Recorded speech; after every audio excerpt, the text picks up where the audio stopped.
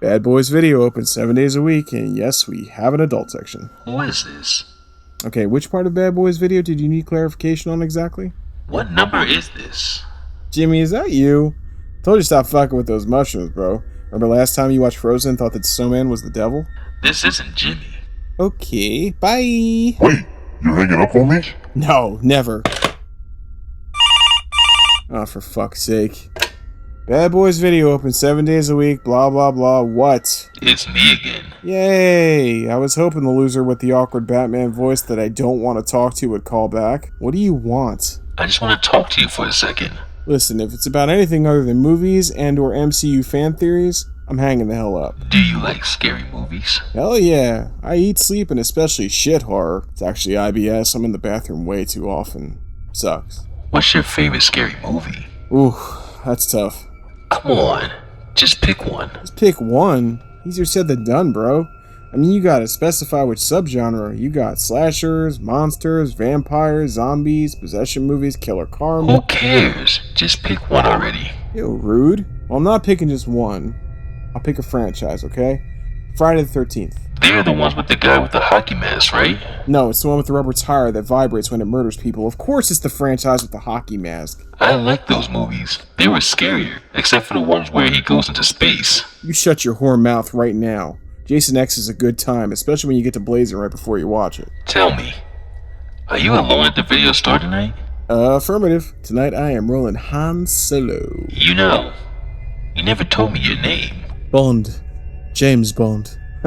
Just playing. Speaking of which, when the fuck is that new Bond movie ever gonna get released? No tangents. Stay on task. Again, you never told me your name. The fuck do you want to know my name? Because I want to know who I'm looking at right now. Wait, what? I said, I want to know who am I talking to. That is not what you said. I'm fucked up right now, but no, I'm not that fucked up. Yeah, gonna hang up on you now, crazy. You better not. Okay, I won't. Oh good, I was hoping the phone would immediately ring again. George Clooney's house. I told you not to hang up on me. Alright, you know what? Listen, fuckstain. No, you listen, fuckstain. You hang up on me again, I'ma catch you like a fish. You understand? Yeah, catch you like a fucking fish.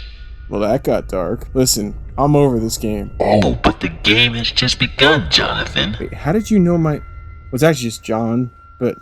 Anyway, you're starting to freak me out. What do you want from me? To see what your insides look like. Did you just say you want to be inside of me? That's not what I said. Pay the fuck attention. I said I want to see what your insides look like, you stupid ass. Oh, I get it. Right. The whole got me like a fish. Okay, my bad on that. Sorry. Listen, you've had your fun. You win. I'm scared. Okay, I'm scared. So you need to fuck off or else. Or else what? Or else my coworker / podcast partner will be here, and if anything delays him from meeting his wings, he's going to be pissed. You said you were working alone tonight. I lied. And he'll be here any second. So for your own safety, you should hang up and fuck off now. Yeah, okay. I swear, he's big, he's strong, he rages out over food, and he'll kick the shit out of you. Oh, I'm getting scared. I'm shaking in my boots. Why are you wearing boots? Whatever. Just hang up now. It's over. His name wouldn't be David, would it? How do you know his name? Go check the screening room in the back of the store. Oh, God. Oh, God, oh, God. Oh, shit. David? Why are you tied to a chair? John, listen. This guy is crazy. He kidnapped me before I could eat my wings. Like, before I could even, taste just one. Just one! Wingstop? Yep. That's just wrong. I know. But listen, just do what he says. I'm scared. Alright, I got this. You sick fuck who kidnaps someone, strips them naked, and ties them to a chair. I didn't strip him naked. He was already naked when I knocked him out. What? Oh. David, why are you naked? Why not? What? Huh? I see your point. Let's cut you loose and get some clothes on you, shall we? I wouldn't do that if I was you. Oh, really? What are you gonna do? I rigged the door to close and lock from the inside if anyone tries to take one step into the room. The TV would turn on and then the movie Dragon Ball Z Evolution will play on endless loop. Whoa. Okay. Calm down. There's no need to do that, okay?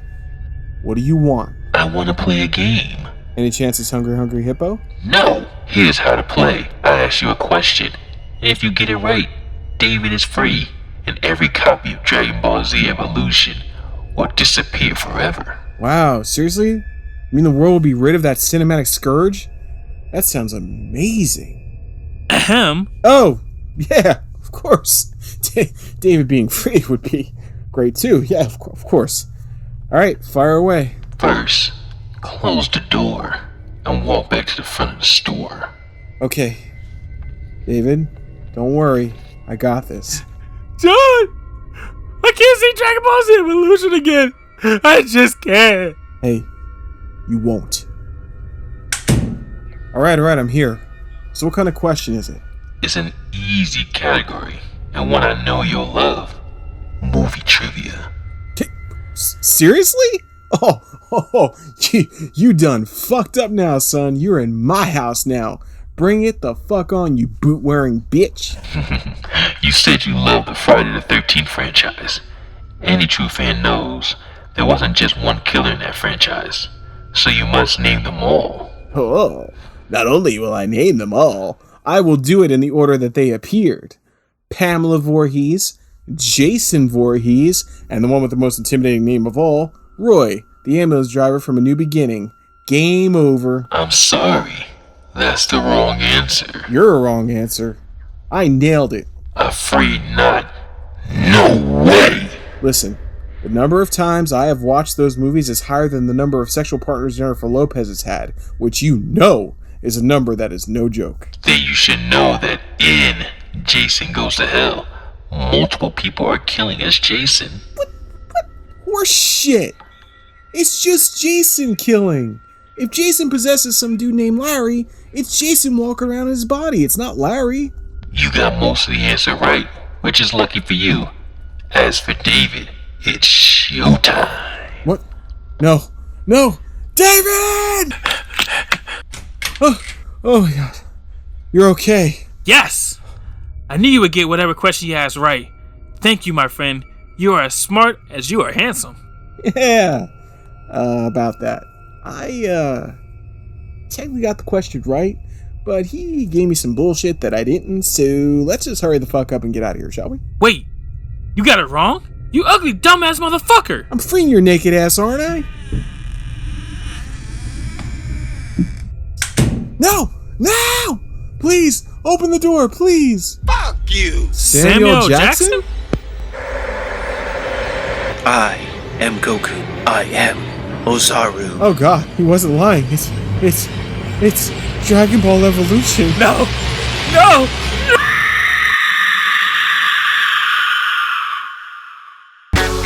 Oh yeah, it's about that time when two men come together and get heated in a fun yet non-sexual way. So sit back, relax, adjust that tracking, don't be kind, fuck that rewind. It's time for the Video Store Bad Boys podcast.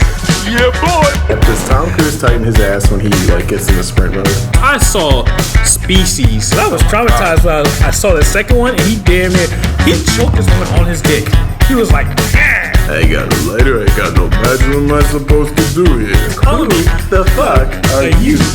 1, 2, food's not coming for you. 3, 4, 4, no food no more. 5, 6, you're gonna become a stick. 7, 8, you wish you ate. 9, 10, you'll never eat food again.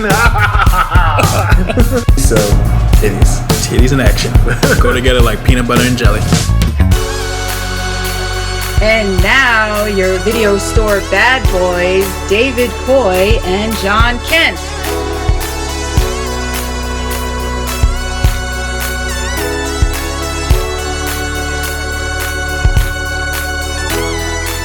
Good morning, everyone. How are you?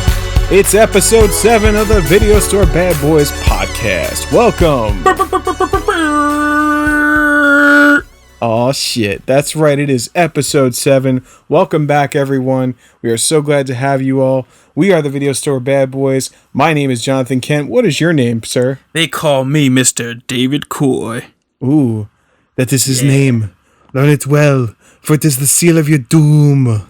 And how are you today, David? I'm actually doing really good. It's a nice, beautiful day, to be honest with you.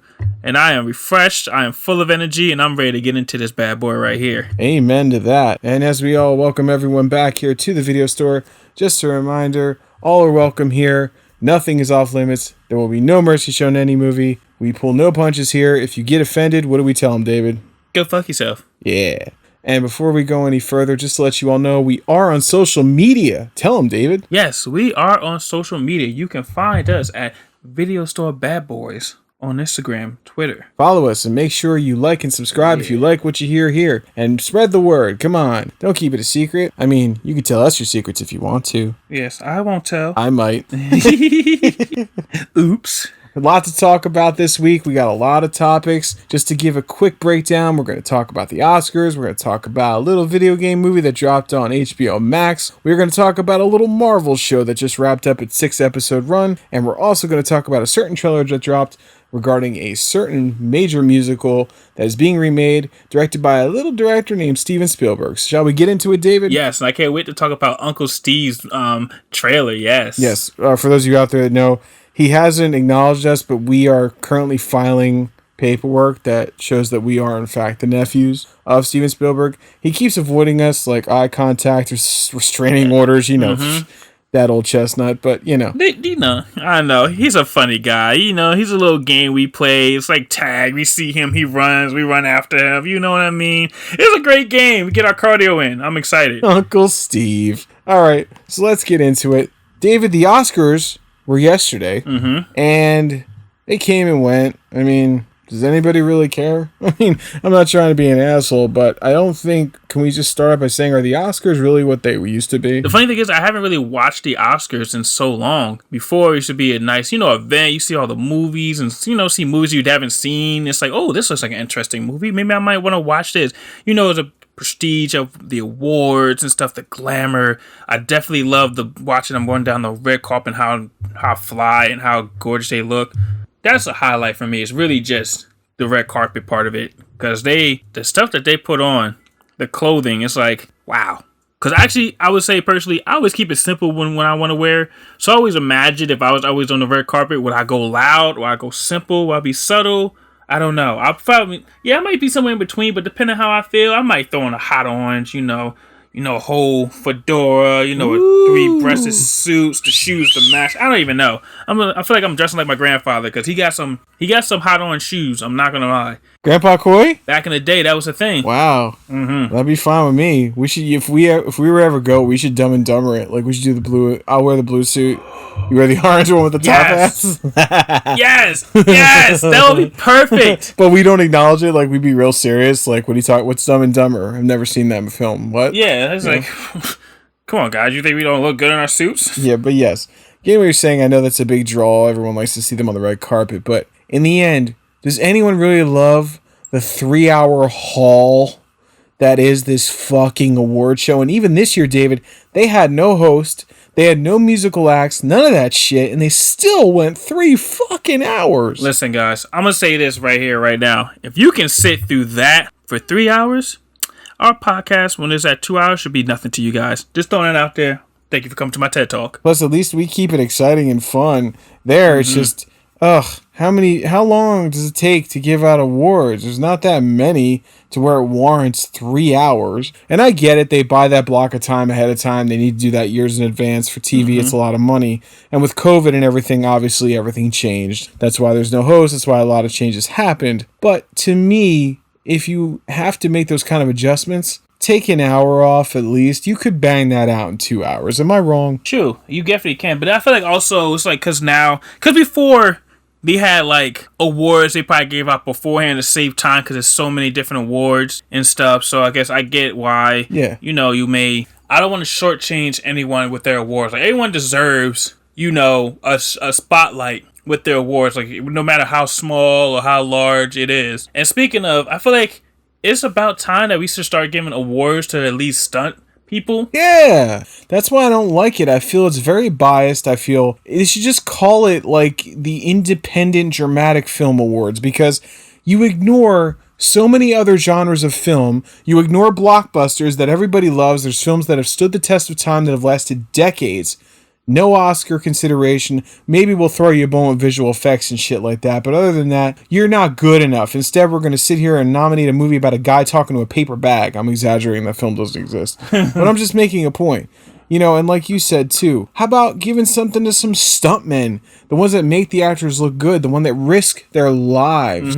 Their lives and their bodies so the star can be healthy. So instead of having that famous A-list actor take that fall down the stairs, you have a stunt person risk their body, life, and limb. And mind you, the star is getting paid 100 times, probably 100 times more than the stunt person. And he's not even risking his body. No. While this poor bastard is throwing himself down those steps, the star is in his trailer, taking a nap or doing God knows what else, but nothing physical putting his life on the line. Granted, there's those like Jackie Chan and Tom Cruise that do their own stunts. A lot of other action stars, I know Stallone and all them, have done more stunts than they probably should have, but I get it. But even they use stunt doubles, and there have been stunt men that have died making films, and you get a little something about, oh yeah, this person died making this, you know, but that's it. You know, no awards, no nothing, and nobody knows who they are. Exactly. It's fucked up. And the thing with movies is a collaborative effort. So, you know, you give awards to the costume design, set design, music, editing, special effects. What about the stunt people? They are part of that. Exactly. Or even the stunt driver, anybody in the stunt department. You know what I mean? I guess we can just because, you know, there's people who do wire works, they do the fight choreography, or even the stunt driving. Like I guess we can lump them. I don't, you know, correct me if I'm wrong, but just for right now. That's fine. That's all good. Just for right now, like, they deserve their flowers. And it's also funny because, you know, we're going to go on a little rant real quick, or just a little diversion just a little bit, but I watch on YouTube the Quarter Review or Quarter Crew. Okay. And they're just a bunch of guys who have like their own special effects. I feel like they're not, I don't want to judge them. I like those guys. Yeah, I like them. They're very, very knowledgeable.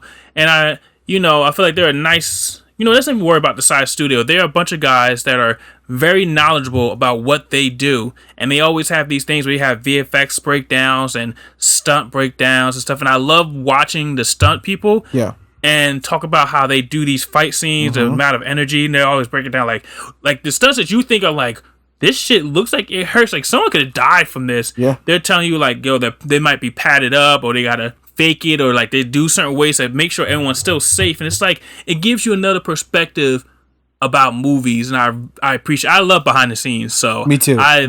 Yes, exactly. So I love seeing how stuff are made and how they do these things, because these people put their lives and body, and they're not just like, some people not just stunt, they actually do fight choreography. Yep. They know how to fight, jump, flip, they're athletic, and it's just like, wow, I'm impressed. I love it. A lot of them, like the stunt teams that are working on major films now, especially John Wick, led by Chaz Stileski and all these other guys that are brilliant, all the ones that do the stunts in the Marvel films, the craftsmanship they put into the stunts, the fight choreography, the time, the effort, the artistry, the intricacies they put into it. Most of the time also, usually they do a previs, which means they shoot the fight scene themselves on a cell phone and then show the director this is how it could be shot, you know, the action director and all. So they're also figuring out shots, they're figuring out edits. It's also important that when they're doing these crazy fight scenes and stuff, they're aware of where the camera is. All this work and time and effort goes into these little moments, and when it's done right in situations like John Wick, for example, you're just like, wow, this is insane. And even going back to like the Jackie Chan days and the old Hong Kong, go watch old Hong Kong martial arts movies, like the Jackie Chan films, Sammo Hung. They hit each other. Like, they freaking beat the shit out of each other. I was watching, like, these look real. And then I come to find out, especially through The Art of Action, Scott Adkins' amazing podcast where he interviews these people, these martial arts legends. You hear a lot of these legendary fight scenes that I watched and saw 100 times. Oh, they're like, oh no, that hit was real. I took the hit. Yeah, I took the punch to the face and everything else. It's like, god damn, can these people get some acknowledgement? Exactly. And it's even funny, I was just watching this video on, I think it was Joe Blow. They talk about what the F happened to certain actors or people, and they did one all on Jet Li. But you know, most of these videos they do to say what the F. It's not like they just fell off the map. It's just more like, I feel like lately it's been more of appreciation. They talk about his life, his career, and what he's been doing. And, you know, even though he might have not done anything the last couple of years, they still, at the end of it, like, you know, it's more like a praise So, when you see what the F happened, it's like, oh yeah, what happened? But it's like the whole series is, or the video, however long it is, a praise to their career and what they have done and how far they came. So Jet Li's same thing with Jackie Chan, the fighting and stuff like that, and just how much they put their bodies on the line and do all these stunts and stuff, and how they changed the course of action films in a way. They did, and that's another reason why the Oscars piss me off. They never ever acknowledge action films. Horror rarely, very rarely gets acknowledged. Comic book movies very rarely get acknowledged. Sci-fi movies, not as much as you would think. It's always the same. Comedy, a well-made comedy that makes you laugh. A well-made horror film that, just using images and camera tricks or whatever, comes through the screen and scares people. You know what I mean? And there's so many films throughout time that we all know and love that are classics to us, that we have watched a million times, that are part of our DNA, that we know every line of, and that universally around the world, the majority of people feel the same way. Yet those films, no Oscar. Does it fucking matter? Because what's funny? As you say, it's like, it's to the point where we know what movies are going to be nominated or be in the running for Oscars. Exactly. So it's like, it's so predictable. Yeah, it's like to the point, like when we start seeing, I think, like superhero movies starting to be nominated. It's like, oh, okay. But like you said, comedy, horror, like they barely get any recognition, and they're just as good. They can be just as artful and tasteful as your high art piece. Now, I will say this as an artist, we're artists ourselves. It is, it's a two-sided coin. It's like I've been there. I've looked at my own work with photography. It's like I want to be sometimes more artful or more, thoughtful in my in photo process. But then there's times where it's like I just want to take a fun picture. A fun picture. I'm not thinking too much about the contrast, the lighting, or the aspect ratios or all that stuff. It's like, listen, I just want to take this nice photo, and I want it, it's the feeling of it. It's like, it's just a fun photo. There's not too much thought about it. We need that as well. But it's just the fact that only these high art or dramatic pieces are the ones that always get these awards. There is some great acting in comedy and horror. The fact that you gotta be scared, you gotta act scared and go through all this, trials and running around being scared. Absolutely. It's not easy. It is not easy to sit there and fake like you're about to die. Like how do you even say that to somebody? It's like, it's your director. He's like, listen, John, you're gonna get stabbed in the chest. Now, I want you to do is I want you to die, but I want you to die gracefully. But I want you to sell it to me. And imagine saying to somebody, John, I want you to die. Yeah, it's like, what? I was like, almost like, how do I die gracefully? That's a feeling I never want to do before. I want to go through in real life. And I agree with you. And that's why when I even saw the nominations, David, a couple months ago, I'll be totally honest with you, I have not seen the movie The Father with Anthony Hopkins, but the second I saw his name, I said, he's winning. He's winning. There's no way Anthony Hopkins. He's not winning, especially because what they do, especially when it's an actor older in age, right? Been in the Oscar circuit for many years like he has. He's only won for Best Supporting Actor in Silence of the Lambs, but he's always amazing. So then, and I'm not taking anything away from his performance. I have watched, I didn't watch it all, but it has to do with Alzheimer's, and his performance is incredible. He nails all the intricacies of Alzheimer's. It's very deserved, but I'm just saying, without even knowing, there were two that I said I guarantee they're going to win, and they did. And I'm not trying to brag. I'm just telling you, this is how predictable the Oscars are. I knew Frances McDormand was going to win for Best Actress, and I knew Anthony Hopkins was going to win for Best Actor, because this is my problem with the Oscars. That's how fucking predictable they are. Yeah, they'll throw you a bone here and there for Best Supporting or this and that. I also knew Soul was going to win Best Animated Feature. It's Pixar. Of course it's going to win. Oh, yeah. I feel like when it comes to animated, it's like Pixar or fucking, is it DreamWorks, I think is the other one? Yeah. It's like any one of those two, because those are the top ones, and they're the only ones that create, technically, they have a monopoly on animated pictures. But continue, John. Yes. And I just said that jokingly, I'm like, they're gonna win, and then sure enough, they fucking won, because this is the ongoing very safe, like you said, and you're not acknowledging everything. We should be, in general, in the movies. I know it's shifting now because, you know, with China funding films, they have to be movies that play well internationally and stuff like that. So the smaller films aren't really being made for the big screen anymore. But it really should be. You should acknowledge a variety of film. If you really are calling yourself motion picture arts and sciences, you're not narrowing it down to one particular category. But that's how it feels, like you said. We all know this. Every now and again, you get a little bone thrown. Most of the, like, for example, Avengers Endgame. How in the hell? This film that brought together 10 years of storytelling, a cohesive universe, a giant story.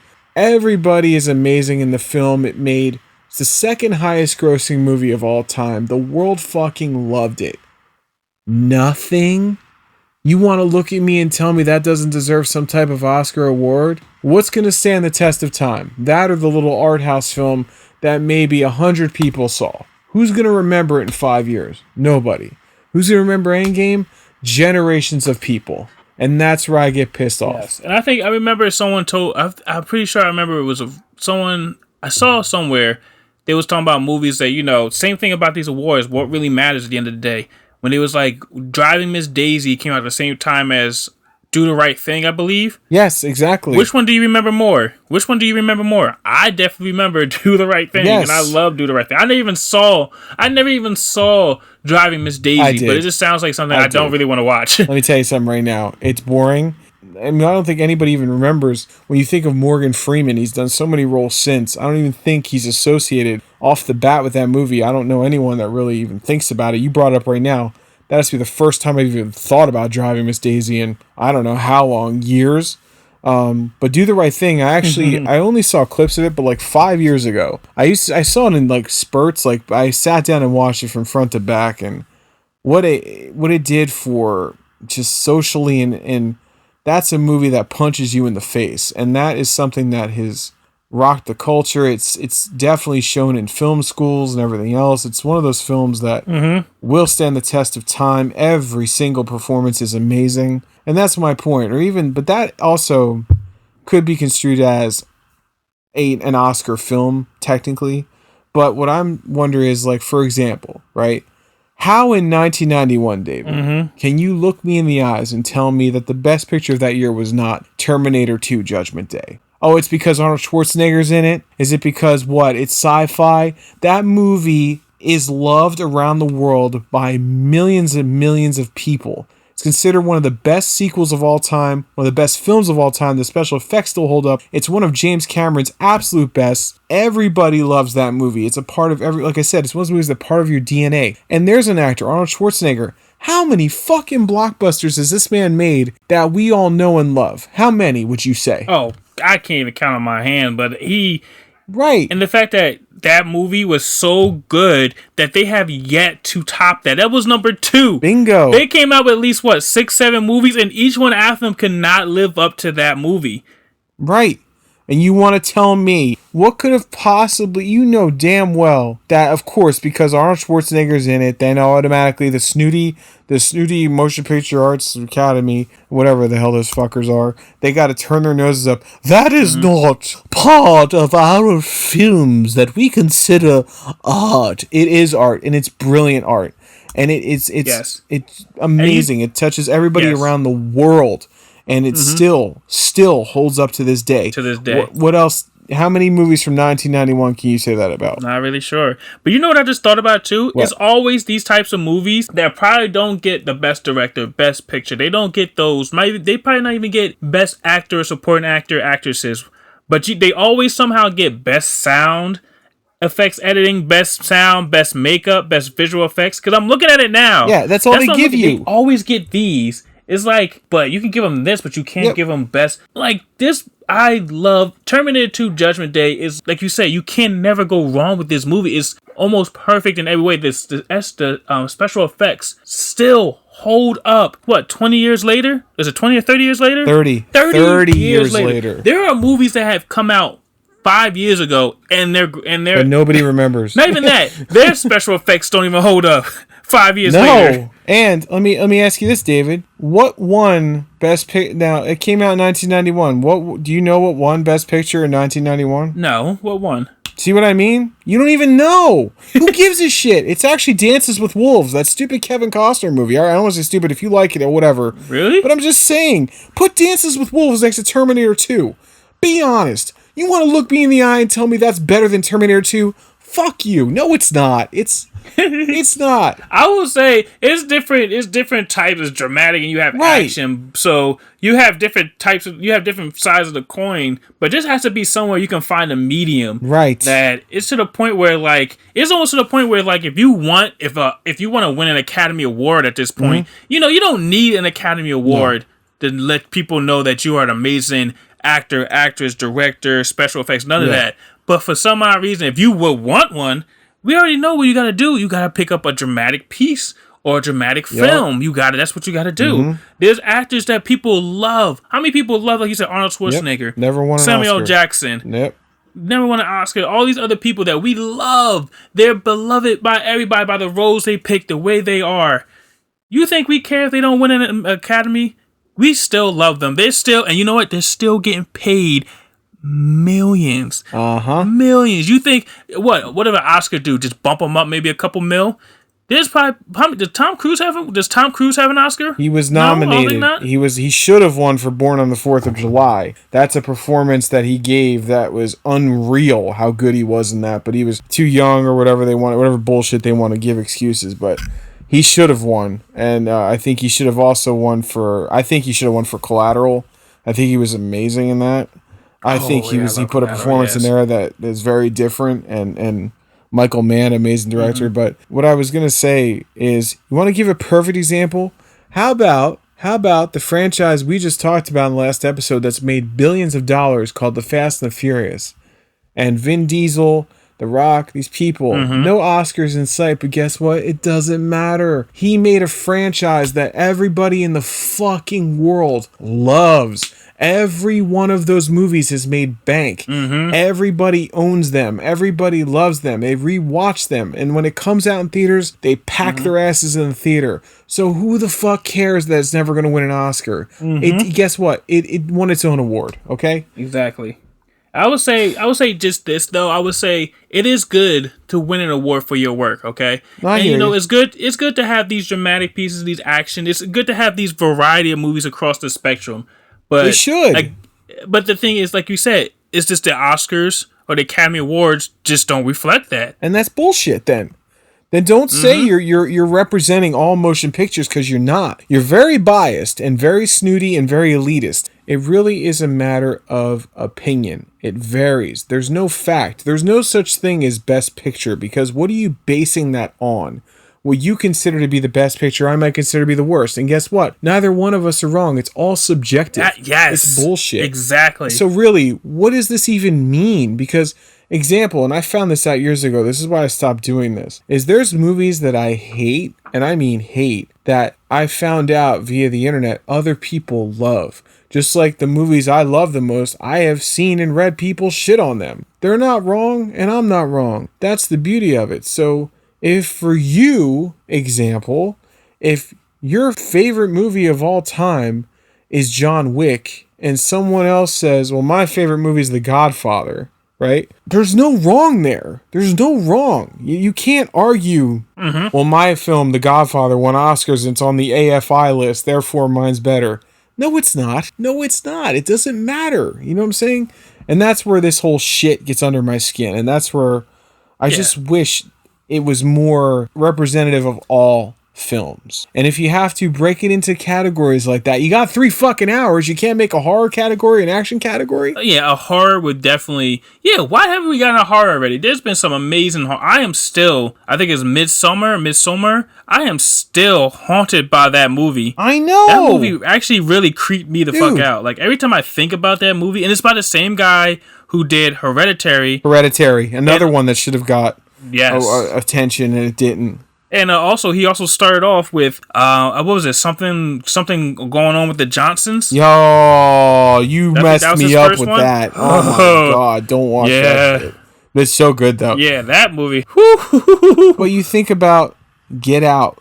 You think about all these movies. How about let's go back, David? Mm-hmm. All right, you want to talk about these Oscars, right? They like to promote art house films that are made on a small budget, right? That are, focused on small stories and this and that. How about a guy who made a movie in 1978 with a budget of under $1 million, scored it himself, edited himself, took a William Shatner mask from a cheap store, rubbed the features off, painted it white, and made a little movie called Halloween that spawned a franchise that has lived for 40 years. 40 years, and created an icon. Where is John Carpenter's Oscar for Halloween? Where is it? He doesn't deserve it for that? Oh, he definitely deserves it. If anything, I feel like he deserves it. Did he get one for The Thing? Because Nope, no Oscars under that man's belt. Are you serious? Even though he writes, edits, directs, and scores his own films, these films that are amazing, that have stood the test of time, that scare people, that are legendary and original. He gets nothing. Nothing. Well, this is also I feel too. Screw the Oscars, but when they do like their, I think, movies that go into the film registry or whatever it is, and the government, they pick some good. They pick, I feel like, the right movies that people love or love for time. They pick it, at least for that. They realize, okay, people love this movie, whatever it is. We're gonna put that in there because, I feel like they look at it. It's like it's a beautiful film. It's beautifully made. It speaks to right now. It has a lasting impact. We're gonna put that, and we're gonna preserve this movie. Just to bring this up quickly, you make a valid point about that, and that's nice. I feel like they have their finger on the pulse, really, of what people love. They find a happy medium of films that are amazing from a filmmaking perspective, but also ones that people really love, that really own them, that are part of everyone's household. And that's what should be acknowledged. It should be the ones that are universally loved around the world. The fact that you can make something that can be appreciated in different languages, in different countries, different cultures, different ages, all this other stuff. When you have a film that is universally loved like that, you win. I'm sorry, there's no beating that. Have the open-mindedness to acknowledge just because something's a blockbuster and loved by the general public does not make it any less artful than the little film about the lady who lives as a nomad. You know what I mean? It should be equal, and it shouldn't be so biased. One day, John. Hopefully one day. There's a movie that probably won't win an Oscar, but it hit HBO Max. What was that, David? Mortal Kombat! Oh yeah. Mortal Kombat, kids. I just get so excited because I watched this 3 times. Jesus. I know. You don't mess around, man. You really went, like with Justice League, how many times total? 6, I think. Enough. It was like a day's worth. So you did Mortal Kombat 3 times. I only watched it the one time over the weekend. So you saw it more times than me. What'd you think? Well, I would say, again, since it's streaming online, we can watch it numerous times. So I was like, why not just, dive on into that? But I would say my initial first watching, I was just like, this is okay. It wasn't great. It wasn't bad. It was just okay. Yeah. But then I watched it, 2 more times. I was like, it's kind of growing on me more. I mean, I still feel this. I was only just going for the fight scenes, really. But, it still grew on me. But I was just like, I feel like there was still something missing a little bit. I mean, I feel like the pacing towards the end happened a little bit too fast. Yes. And it was just like certain points in the movie that just didn't make sense. But besides that, I think they did a really good job with the movie. I agree. I mean, it's not the worst by far. I feel it kind of had a feel of an 80s or a 90s movie. It felt in a good way. I want to say that in a good way. Mm-hmm. I felt the budget, though, for a Warner Brothers film and James Wan's name attached, kind of felt it looked a little cheap sometimes. All in all, yeah, the cast pretty much nobody really that recognizable for the most part. And the fights, don't get me wrong, this is what I came for. I'm with you. The fatalities were fantastic. Yes. Best part of the movie. But I noticed, like, for example, in the beginning when Scorpion is defending his, fighting for his family, and the camera just sits there and he's fucking everybody up. I'm like, yes, but then I noticed for other fight scenes, they did that thing I can't stand, which is like quick cuts, so it kind of killed the pacing of the fights for me, and it kind of took away from the impact. I think if they just kept the camera, just leave it alone for a little more longer takes, sort of Hong Kong style. But yeah, all in all, it wasn't as great as I thought it was going to be, but it wasn't as bad. It felt very small. A lot of times it felt like no extras really. It felt like the only people there were like the main cast. They ran out of budget. Yeah, and I know I was trying to think, like, I was talking to somebody about this, and they said COVID could have been a reason why, but then I did my research. The last day of filming was December 13th, 2019. That was before COVID. And I looked it up. Why this count a little cheap? Budget was only $50 million. Now, it might sound like a lot of money, but it really isn't. Especially when you consider the fact that the whole franchise, the video game franchise of Mortal Kombat's worth approximately $12 billion. The original Mortal Kombat movie from 1995 had a worldwide gross of $122,195,920. Okay? This is big shit. I mean, this makes money, so my question is, why'd they go so low on the budget? Maybe it was one of those things like, let's make it for this. That's not balloon the budget. Let's make it for this price and see if we can do it. Yeah, but I wish it would have been nice to get, I think, a couple names in there would have been cool. I think at least somebody of known kind of notoriety would have been nice to get some star power in there to give it just a little more of a higher budget feel. Because at times, not all the time, but this was odd about it. It feels like two movies mixed together. At times it feels very much like a movie in theaters, a very big budget, very well made. Other times it looks like a straight to, streaming or DVD film. And like I said, with the fights and the way they were choreographed and put together, some of them were a little choppy. But please, I don't want to sound like I'm shitting on this. It's far from bad. It was a little... Oh yeah, far from bad. No. There's definitely a lot to build on. There's definitely sequels galore coming. I know Joe Taslim, he signed on for 4 movies, but can we talk about him as Sub-Zero? Whew. Oh my god, him as Sub-Zero was beautiful. I think casting him as Sub-Zero was perfect. Like, they couldn't go wrong. And I feel like sometimes, people shit on, the action or the fighting guy, the guy who only knows for the fight scene. He did some really good... Because all you can see really is sometimes, like, once he actually became Sub-Zero, oh yeah, he did all you can see is more of his eyes and his eyebrows, his very strong eyebrows. That's what makes him. I love his eyebrows. Yes, and he did a very good job with like expressing himself through his eyebrow. He was very menacing. I felt like, he was you can tell.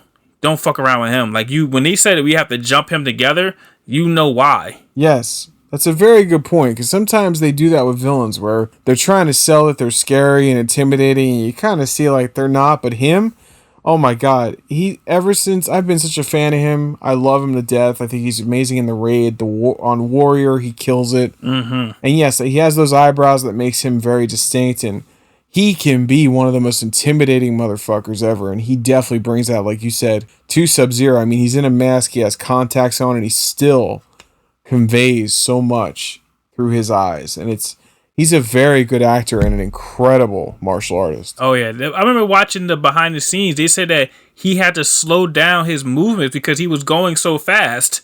Like, that's how good he was. He was that fast where the director was like, can you just slow down just a little bit so we can capture what we need to capture? No, you know what? No, find a camera that can get his speed, because that's what's going to make this movie spectacular. He shouldn't have to slow himself down. If he's bringing it like that, you should be there to capture it. Get your speeds right. Practice ahead of time. Yeah. Prepare for this. Exactly. Even if you got to get a different camera just for those movements, fine, do it.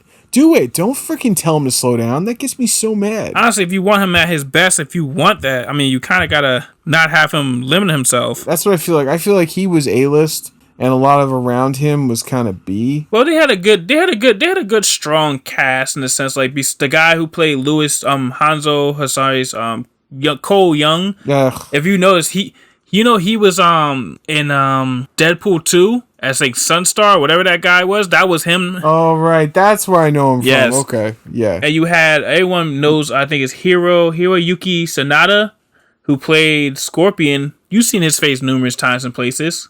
Oh, yeah. I love that guy. I love him. He's always solid in everything he does. Ludi Lin played Liu Kang. If you remember, I think he was the Black Ranger in the Power Ranger movie. Yeah, I got some stuff to say about him when you're done, but keep going. Oh, Mikal Brooks playing Jax. I love him. I've seen him in a couple movies. He was great. Oh, yeah. He nailed Jax. Oh, yeah. He was perfectly cast. Kano, Josh Lawson. I don't know where I've seen him before, but he was a highlight for me. And the guy who played Raiden Tanadubu Asano. I'm butchering his name. I'm sorry. If you don't know, he was one of the Warriors 3 in Thor. Ning Cheng Hong playing Shang-Shong. I mean, if you've seen him, he's been in a couple movies. He's the Squealer. Yeah, he was in Dark Knight. Yeah, so it's like they had some people from, it was a nice rounded cast. I'm not going to bump them for that. It was a nice rounded cast. You know what I mean? They did what they needed to get done. Yeah, I kind of feel, though, that Josh Lawson, who played Kano, is it me or do you look like the Australian Donald Logue? You remember the one we met from... Yes. Yes. You can't unsee it, right? You can't unsee it, and he sounds just like, this is his face. I was like, he looks just like him. Exactly like him. But yeah, all in all, they all brought it. The one I had...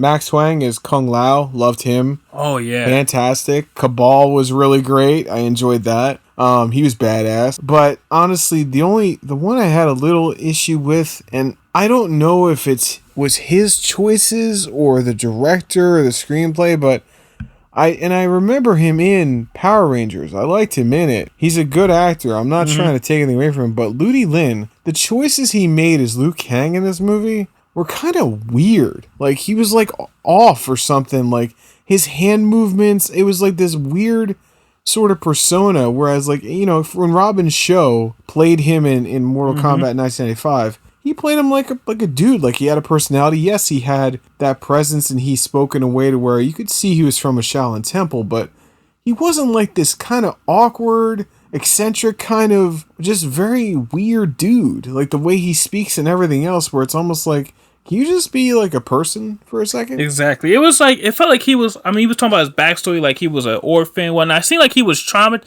You know what it is? I feel like we're so used to seeing Liu Kang as the hero, as the centerpiece of this whole Mortal Kombat franchise, that I feel like maybe at one point, like, say that I agree with you, like, he felt like he was a little off, but I think he was deterred. Like, he was giving more leadership to Kung Lao at this moment. Like, I feel like Liu Kang he wasn't at that point where he was a Liu Kang we know of.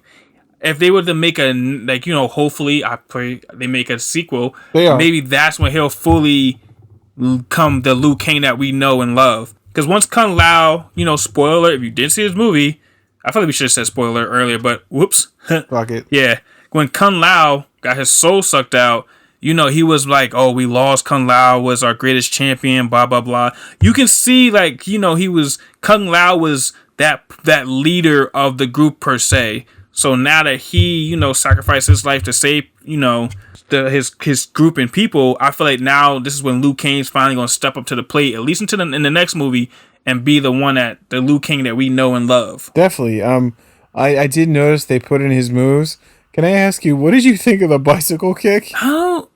It's so, you know what it is with this movie? It's so hard because, even though the original Mortal Kombat was, like, I guess, critically panned, liked, depending on whatever, it's still ingrained in people's mind that this is at least one of the best video game adaptations that we have. And to say that because the bar is set pretty low, to be honest with you, but they did a really good job with the original Mortal Kombat.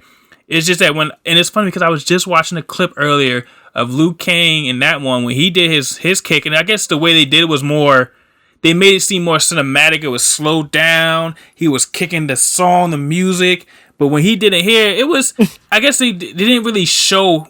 It was, I guess, I wanted to see an angle, or maybe like a wide angle of him doing the kick. The way they showed it from a different angle, and they showed it from another angle. It wasn't like a full See what I mean? And that's part of the editing problem I had with the fights. Too many cuts. And it comes off looking kind of awkward when it could have looked so much better. That's why you have to be very careful, especially in your fight scenes, what angles you choose and how you edit them, because it's everything. Exactly. They could have had the long take edits, or they could have done, it's like you gotta find that happy medium. You can have the long edit takes, or you can have like the Born Identity type of edit cuts where it's like I like their edits. It's like they cut it just enough that you see what's going on, that okay, your mind registers what's happening, or they can go the complete opposite spectrum and do Taken. I forgot which one it was, but they had like 6 cuts of him just jumping a fence. Oh yeah, Taken 3. Yes, it's like you have that. It's like, come on. It's like I felt like why do you have 6 cuts of a man jumping a fence? It was they made that so intense for no reason. I was like, oh my god, oh yeah, oh. But all he's doing is jumping a fence. It shouldn't be that. It shouldn't be that stressful seeing a man jump a fence. All right, David, that's it. I know who you are, and I'm going to jump a fence, and I will find you. And I will do it in multiple takes that take 30 seconds. But yes, there's a variety of ways. That's what it was.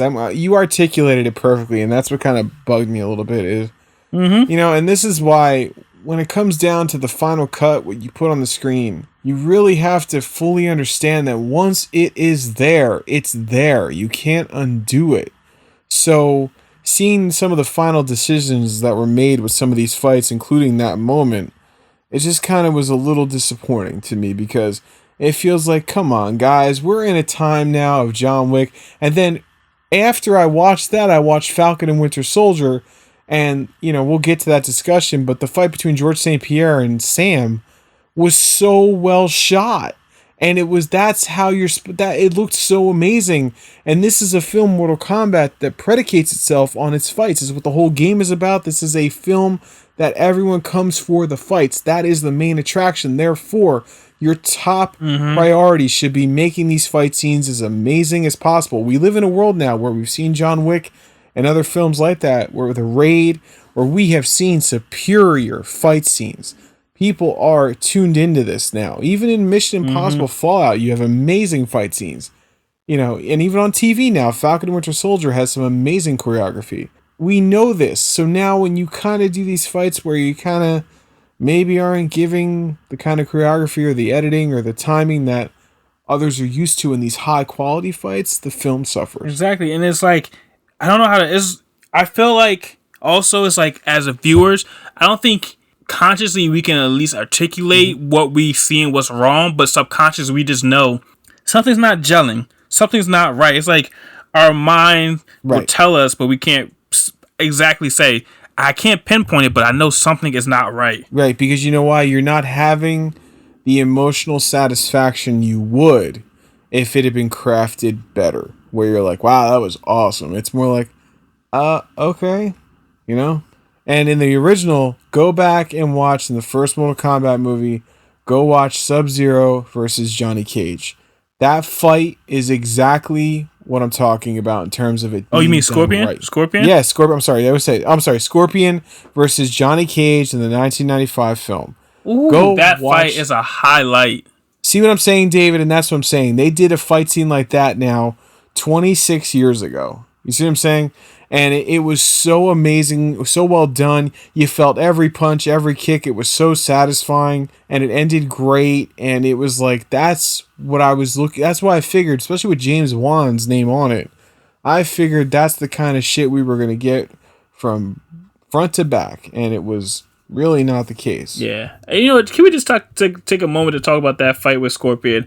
I felt that fight was brutal. Like, you felt every punch and kick. I would never forget when he kicked Johnny Cage. He like stomped his head on the ground. You felt that. You saw the dust rattle. See, and you felt every, like, that camera had that perspective of Scorpion just kicking the shit. You felt like he was kicking the shit out of him. He was like, no, what the He was like, keep your ass down there, bitch. Yeah, and that's what I'm saying. That wasn't the same. Where you're like, holy shit! Like, you're watching this, like, this is amazing. Oh my god. it doesn't even matter that through all those punches, nobody in that fight scene, Johnny Cage never bleeds once. You don't care because you know what? It's awesome. And Exactly. there's nothing here that had that impact. I definitely got the impression, like I said, when Scorpion in the beginning of the film goes apeshit, because he sees his family's been frozen, and they keep the camera still, and he's just doing his thing. It's like, there it is. Why can't you do more of that? You did it. You did it right there. Yes, that first scene, they set the tone, and it didn't really live up, but they set it, and that was a great fight scene. Like, you saw him just destroy all those people. Right, but then at the end, when you build up to, spoiler, Scorpion's return from the dead, and he squares off with Sub-Zero. I mean, it wasn't bad, don't get me wrong, but, like, especially in Mortal Kombat Annihilation, for example, the not so great sequel to the first Mortal Kombat, the budget definitely fell. The Scorpion versus Sub-Zero fight in that, even though it's low budget as shit, Jesus Christ, that fight's unbelievable. And it's like, that's what I'm saying. If they could pull that out with just a much smaller budget than this film had and not anywhere near the technology they have access to now, come on, guys, you could have did better. I feel like I know where their money went. It meant more to promoting than probably the movie. Because they did a great job. They did a really great job promoting that shit. And I was just like, yeah, I want to watch this movie. I want to watch it. And I was like, it's just a little different. If they put as much time and effort as they did into the fatalities, this movie, into the fights, it would have been incredible. It would have been one of the greatest martial arts films ever and best video game adaptation ever, hands down. So let's talk about that. The fatalities. Ooh, the fatalities. I say, where should we start with which one? I mean, your favorite one. My favorite one? Because I have mine, hands down. It's definitely the Kung Lao throwing his hat into the dirt and the fucking oh my god. That had me like, yes, so good. And you saw his face? He was like he was loving it. He was like, yeah. Like, you saw the blood splattering his face, and he did not close his eye once. No. He like took it all in. Like, it's like, sir, aren't you supposed to be a Shaolin monk? I feel like you're enjoying this a little bit too much. Yeah, this got dark. Very dark. Like, yeah. I'm trying to think I feel like I just want to probably just go with Jax. Jax was just, I felt like that actor was having a good time with that role. I'm not gonna lie. Mehcad Brooks from Supergirl, he played Jimmy Olsen. Definitely. He was another one. I felt like he was A-list. I felt him and Joe Taslim were the A-list parts of this movie. They were the best. Hands down the best parts of it. They were both so good. When he clapped his hands, boom, and he was like, yeah, these motherfuckers work. I was like, that was Jax. I was just hoping he'd say gotcha when he hit him. That would have been great. But he was amazing. But what I want to ask you about is, so the internet's been talking about, there was a whole mystery around this character of Cole Young. Some people thought he was going to be Johnny Cage. They didn't know who he was because he's not in the games. And come to find out, spoilers, he's the descendant of Scorpion or whatever. He's not a very good fighter.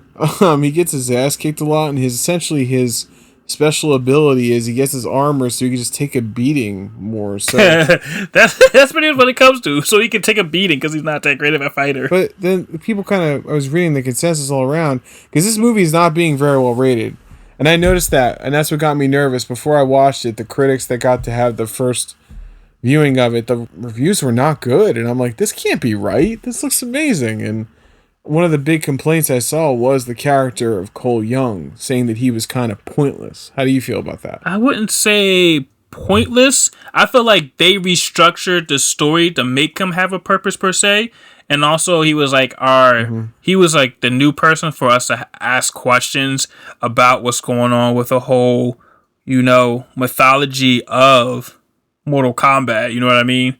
But I feel like if you watch, because you know me, I'm watching all the trailers, all the little sneak peeks that they post. The moment I saw, one that in the beginning, the first 7 minutes that Hanzo, the whole fight scene, they hide his daughter.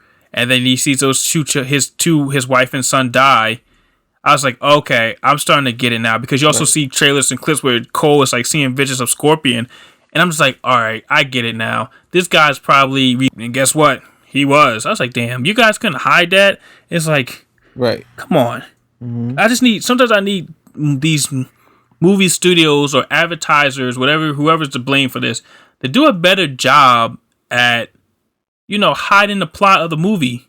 It's like they just give it away. They make it easy for you. Like, I get, we love to look at every little detail, find out what's going on, guess and speculate. But damn, they just pretty much just give it to us all the time. It's like, all right, I'm watching it. I know what's going to happen. I know. It's like there's no surprise. It's like, okay. Let me ask you this. What did you think of... I mean, I thought Goro looked great, but at the same time, him just popping up at the farm just felt very random to me. Yeah, it did feel very... I think because we're so used to seeing Goro as that big balls, big baddie, that he's like a force to reckon with. So when he comes, I'm just like, oh, okay, he's going to pop out now? Okay. I guess so. I mean, again, he wasn't as... To me, he wasn't as menacing as Sub-Zero. It's like Sub-Zero was just that badass that even Goro paled comparison to him. But I did enjoy that fight. I mean, I say I enjoyed it, but didn't enjoy it. I think just the fact that Goro really just got his ass handed to him. So I think I just have to like let go of my expectation, especially because the original Mortal Kombat had him seem like such a badass. So it's like I kind of just had to like, I can't judge it off the first movie, you know what I mean? Okay. I just felt, I forgot what I was about to say. I think it was just based... Sorry, you said comparing it to the original? Yeah, I think, just to kind of like have it live on its own merits in a way. Mm-hmm. But, I mean, it's hard when the first movie, when you grew up, you love it, the soundtrack, everything about it. Even though it was, to me, I still love it. So it's not like it wasn't a bad movie ever to me. It was just like a very enjoyable movie. It's like same thing when I watched the Fast and Furious franchise. It may not make sense, but it's fucking entertaining and I love it. Absolutely. I agree with you. And that's the only thing is, I just felt like when, for example, when they introduced Goro in the original, and granted, yes, he's animatronic and, it's a little awkward. They didn't have the budget to really, it was a whole new ground. They gave it hell. They gave it a shot. It's not the worst thing, but it's not great. But at least his entrance and his purpose gave him sort of an entrance, a presence, and a reason to be there. Like, this is Prince Goro, and they kind of left him in the shadows. Whereas here, he just shows up on a farm, and it's like, it was just so, oh, hi, Goro. How are you? And it's like, okay. Yeah, it's like, I definitely get that. Yeah, it's like, oh, that's where we're at. Also, okay, this part weirded me out because there was two things that bugged me out in this movie. So, there's that part where Melina is talking to Shang, I cannot pronounce his name. Shang Tsung. And he's like walking through Outworld. Why does he look so dirty? Like, he was clean every other time, but when he's walking through Outworld, it's like, did he get into a scuffle? Is when you walk on the grounds of Outworld, do you automatically get dirty? I was just very confused about why is he like that. It could have just threw me off a little because I noticed it. It's like, he's in his tower. It's like, I guess I expected him to be this clean-cut guy because I see him be clean-cut. And all of a sudden, he just has this dirt all over his face. I'm just like, the fuck happened to you? Did you walk into a sandstorm? The other thing about him, too, is, I'm sorry, his wig was a little awkward to me. Like, it looked a little like it was definitely a wig. And it's so hard seeing his face because I just know him so well from The Dark Knight. It's just like, I don't, like, it just feels like he's wearing a costume and a wig to me. It didn't look as natural as I think it should have. That could just be my own bias, though. Yeah, I would probably, I mean, his hair wasn't always the greatest. And I think also another thing was like someone's math is off because I'm pretty sure when Scorpion killed, when Sub-Zero or Bi-Han killed Scorpion in the beginning, that was like what, less than 500 years ago maybe? But then when Cole freed Scorpion, he was like the bloodline has been free after 5,000 years. I'm like, whoa, someone's math is off here.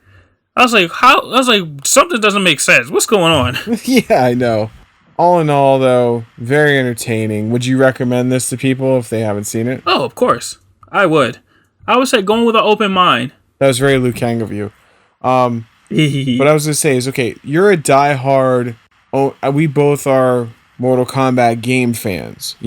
I remember seeing this in the original Mortal Kombat in an arcade, and it being crowded. I was a kid, but I remember it, you couldn't even get near it, and this thing was so insane, and it was so forbidden. Like, there was blood in it, and these fatalities, and when you look at it, it doesn't really, it's nothing now. You look at it like, all right, it's not that big of a deal, but back then it was a big deal. It was a major game changer, and this franchise has amassed $12 billion. And you especially, I know, have played Mortal Kombat X, Mortal Kombat, the most recent one, 11, and I'm saying, though, compared to the video game, as a video game adaptation, how do you rate it?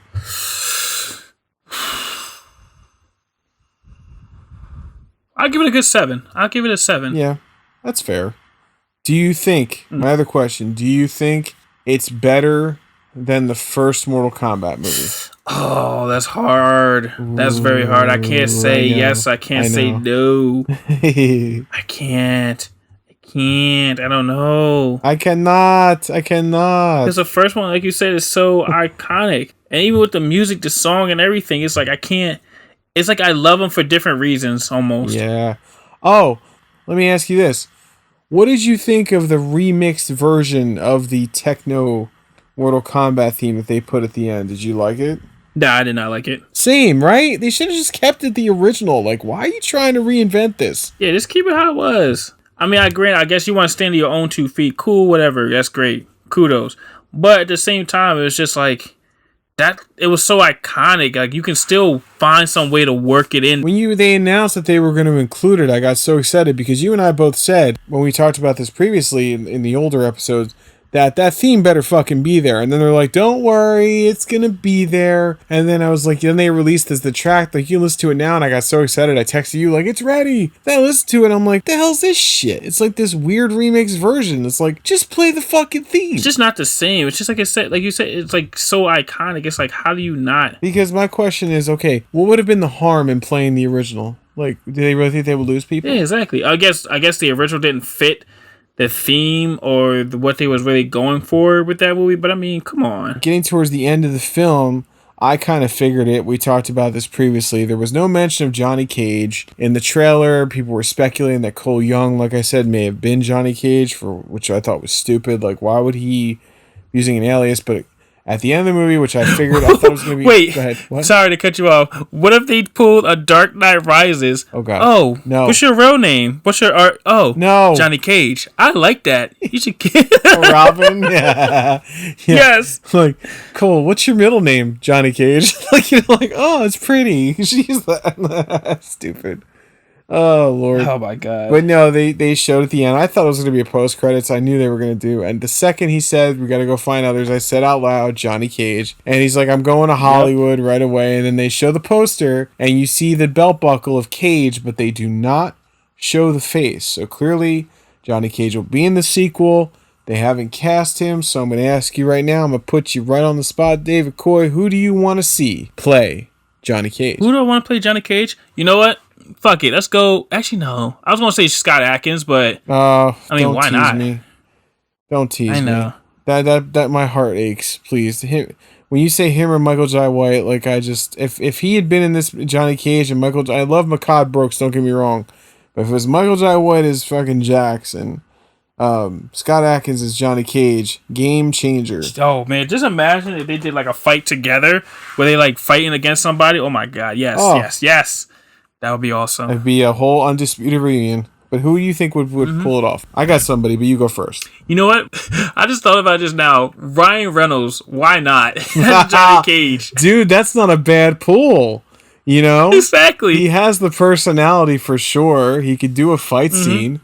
And I don't know if it's kind of low budget, though. I don't know if they would get him, but damn, that actually would work. Exactly. He's not my first choice, but I think he'd kill it. I think he would. Wholeheartedly agree. It just popped in my head just now. It's like, yeah, he would be perfect. I love him as Johnny Cage. He would fit perfectly. And he would, I feel like once Kano's gone, he died. But to have him fill that role comedic and just be an asshole, Ryan Reynolds all the way. I like that. And that would bring some much needed star power to this franchise. I have two that came to my mind. It'd be some bigger star power. Both these gentlemen hail from the MCU. I think Chris Evans would be fun. Oh yeah, yes. See?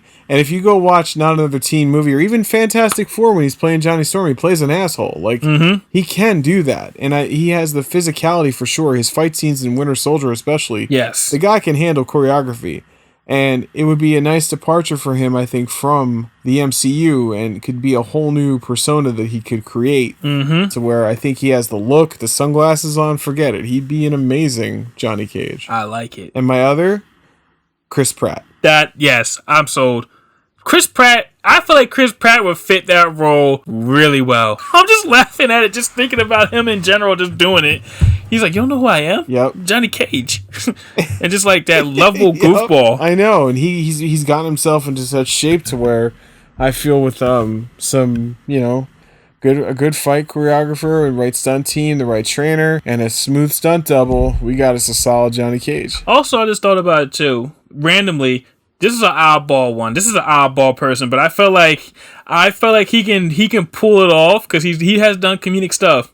Matt Damon. Oh my god, an older Johnny Cage would be hilarious. That would be so funny. Like, Matt Damon, like, what you doing here? It'd be so random. But the fact yes, but he'll be funny because he takes himself so seriously. Oh yeah, that what makes it funny. He's like, I'm Johnny Cage. You don't know who I am?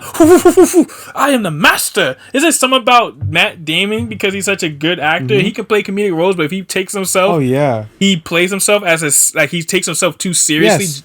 As Johnny Cage, that just makes it that much more funny. Yes, you could totally like parody the Bourne franchise, like have it so that he played in this like franchise that's almost exactly like Jason Bourne. He could kind of parody that. That'd be a lot of fun. Oh yes, exactly. Okay, I just thought about another random person. Keep it up. Here we go. Tom Cruise. He would never do it. He would never do it. But it'd be so amazing. I just want to see him. I just want to see him in another comedic role like he did Les Grossman in Tropic Thunder. That's all. Oh my god, Les Grossman, dude, he's so fucking funny in that movie. I know he takes so much shit out there for the Scientology and everything else. He's a very easy target. I know a lot of people think he's an asshole, but honestly, for how the sense of humor he showed in Tropic Thunder, you gotta just acknowledge how fucking funny he is in that movie. He's hysterical. He is too funny. It's so not like him, I guess, in a sense. Like, people were so thrown out, like they had to keep it a secret because they didn't want no one to know. And when you saw it, it's just hilarious. But yes, Tom Cruise would be great. Whoever they get, may it be good. Like I said, Joe Taslim has signed on for 4 sequels, so there will be more Mortal Kombat, more fighting. But moving on now, there was definitely a lot of fighting. The Falcon and the Winter Soldier wrapped up its 6-episode run in the MCU on this TV universe, coming after WandaVision, being in between WandaVision and Loki. It all wrapped up, and we are going to get into it now. Sebastian Stan and Anthony Mackie as the Falcon and the Winter Soldier. The Winter Soldier, Sebastian Stan, obviously the Falcon, aka Captain America. Would you count those wings really as eagle wings that they put on his new suit? Oh, I see what you did there. The American bald eagle, yes. I was also just thinking too. Okay, stay with me here. So they're made by Wakanda, right? I'm with you. Is his entire suit bulletproof? That's a good question. They really haven't. We don't know the specificities of his suit. But getting into this. From the start, we'll get there. From the start, let's just get to the beginning. This was the Falcon and the Winter Soldier. This started out, Captain America gave the shield to Sam in Endgame, and we kind of talked about this. I'm not going to rehash what we already talked about. We talked about the first couple episodes. And, he gave up the shield, and then this other Captain America came along, played by Wyatt Russell. He is John Walker, and he just tell something was off with him. From the start, right? Yes. Bucky has his own demons after being the Winter Soldier. The demons of his past are haunting him. He's having trouble making any kind of connections with people. There was distance between him and Sam. They reunited and sort of went on this journey together. There was terrorism involved with the flag burners. But what's interesting is how they explain through the brilliant writing and performances that they're very sympathetic, and they have Super Soldier Serum that's come back into the mix. Zemo is back into the mix. The villain from Civil War that got the Avengers to fight each other. He's such an evil genius, but shown in a different light now, where he's actually, they're forced to work with him, and he's kind of charming, and he does a kind of a cool dance, which has now become a viral thing, and very, very brilliant performance. And you get all these things now going around. Then you have John Walker, his arc, and all the stuff that happens with him. I mean, there's a lot to talk about. Like the flag burn. It's just a lot to take in on this. This whole show. It's like I feel like they juggle it pretty well, especially with Sam dealing with the fact that his whole thing with being a black man, being a Captain America, and all the stuff he's still going through.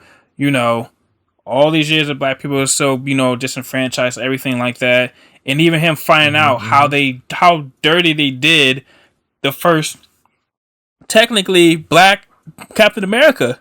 How dirty they did him, and just experimenting on him, or just experimenting on black people in general. Reminded the Tuskegee experiment, and then him and what he did, and then they still experiment. It's like there's a lot to unpack in this movie, and it's like, and I feel like they also deal with the blip, what they call it, which we would call the blip, snapping, whatever you want to do. I like that they don't just gloss over that. Like it's not just something that happened, everyone's over it, cool. No, there's still people dealing with this. You know what I mean? Imagine you're gone for 5 years, life moves on, and you pop back up. You have the people who've been here have to deal with that. The people who have gone have to deal with that. It's like, like maybe to them, they're like, they've been gone for a second, whatever. They come back, someone's living in my house. What? Or your house is not there no more. Or the people who have been there, or the people who have been here, all of a sudden these people pop up. It's like, what the fuck? It's like all this stuff, and it's not like a few, it's like half the world was gone. So half the world pop back. Yeah, so there's still, I like that they're not glossing over that fact. Like people, is another thing that Marvel heroes have to deal with. You know what I mean? Who knows how this can lead down the line with everything going on, what Marvel has planned in the pipeline. Yeah, this definitely blurs the line between what constitutes TV versus movie. I think this officially just kicked that barrier right down because it's so cinematic. It does not look or feel like television at all. It feels like a 6-hour movie. And what's, like you said, what's so great is this: they don't cheap out on the action. They don't cheap out on the budget. This is never boring at all. But this is what I was talking about, similar to my problem with the Oscars. Look what they did here. This was disguised as a superhero show full of action. That's how it started. The first episode, the plane. They did make him more likable, but I mean, he's still delivered on every level. It's definitely Marvel. An asshole. But you know what I mean? There, but look what they made him, like you said, less stuck in a beautiful story. They dealt with racism. They dealt with the stigma out there. And you know it's out there. It wasn't just Sam. That was, in fact, Anthony Mackie talking too, because when Steve Rogers handed him that shield, there were people out there that went, wait, a black man is going to be Captain America? Yes, he is, okay? And this proved, the way they did it so brilliantly is it shows you why he is the best man for the job. And how the shield in the wrong hands is a fucking nightmare, because John Walker, the Captain America that was then chosen after Sam didn't want to take the shield, ended up being a twisted individual who snapped and actually murdered someone with the shield. There was blood on the shield, a very iconic moment up there, I think, with the breaking of the Batman in terms of a comic book moment. And it's like, holy shit, this is some scary shit. And he did it in front of people and everything. And it's like, what the hell is going on? Now you're just like begging, like, Sam, please take the freaking shield back, But the only thing the only thing I didn't understand about Sam taking the shield was how the hell he was going to do it, because he's not a super soldier. Bucky has that serum, he's a super soldier. And I was just wondering, is he going to get super serum? Is he going to, how the hell is he going to wield that shield? And what's he going to do in fights where he's fighting super powered beings and all? And what's so brilliant is he even acknowledged that at the end, saying, I got no, and he refused the super serum. He even said, I don't have any super serum, I'm just a guy. And that's even more amazing. And the brilliant little way they got around that was, of course, Wakanda forever. The beautiful people of Wakanda helped him by making this amazing suit that enhances him, which is a nice little way to get around that. And he's so good from being the Falcon and being such a good soldier that he knows how to do all this stuff brilliantly. So it's like a seamless thing, and the fact that he acknowledges that he's human pretty much the same way Batman is. That's this Captain America now, and it's unbelievably so well done. His speech was so beautiful. I was crying. And the writing was so great. This is my point. Like, you can't look at that and see that it's just as artful, socially relevant. This is a game changer, and it touched so many people and was so poetically said, and everything was so well done. You can't acknowledge the brilliance of this because it's what, a comic book property? Yeah, comic books can still be deep. Also, comic books are not regulated to just superheroes, okay? There's been plenty of other comic books that have done really well that are not just dealing with superheroes, supervillains.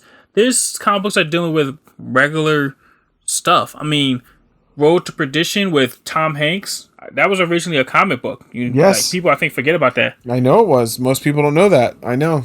History of Violence, too. Yes, History of Violence. Like, it doesn't have to just be just supernatural, comic books come in all type of shape and sizes and stories. Right, and he's like you just said, it's stories. It's just a different way of telling the stories. And if anything, they are one of the best pieces of storytelling to adapt to film because it's already, your storyboards are already there. So if anything, they are more cinematic than a script is in a lot of ways. You have the images there, Yep. and in there are some amazing stories that are being told, that have been written, that can, even just reading them, just because it's a comic book, it can make you feel sad, it can scare you, it can do all these things. And I feel like the MCU is now sort of expanding, especially with what they did with WandaVision and now this. There is definitely, these are game changers. It's definitely pushing the barrier and showing that these are not just people in costumes flying around. It deserves some praise. It deserves an award. I mean, we can say that. We already know how the Oscars and Academy Awards are, so. Bleh. Fuck them guys.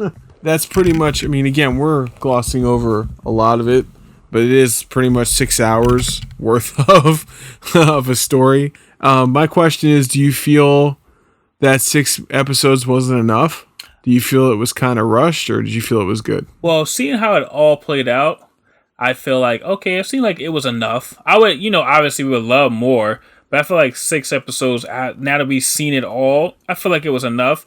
I will say, I feel like, what was it, Carly? What's the name? The terrorist? Carly, yeah. I feel like she started falling to the tropes of the regular bad guy terrorist. I'm glad you said that, because, I thought it was really cool. Like, she was coming off very sympathetic. It was like, this is something different. It's almost like she could be considered an anti-hero. And then, like, she fell into, like you just said, it was like full comic book villain, Fell right into it. And I will also say, I was surprised that John Walker, the new Captain America, did not fall into the tropes of the good guy trying to do good and becomes bad, because, he actually kind of redeemed himself, which I really liked.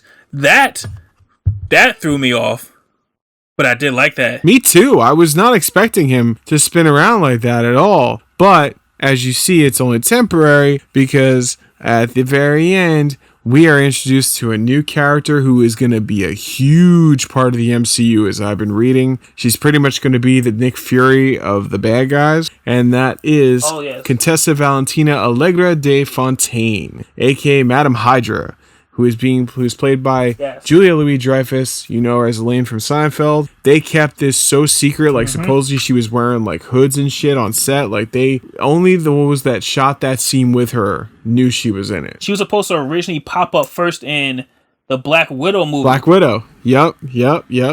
She's the one that officially makes, if you know comics, John Walker becomes U.S. agent, and that's who we got to see as U.S. agent shoot. And she said, we don't need a Captain America, we need a U.S. agent. And I said she's going to say U.S. agent. She did. Of course, they're gonna say their name, but not say their name. Yeah. Like, that's the best name. Yes. But yeah, it's funny because when they actually teased her, or teased like a big cameo. I was like, ooh, who could it be? Who could it be? I thought it was like something bigger.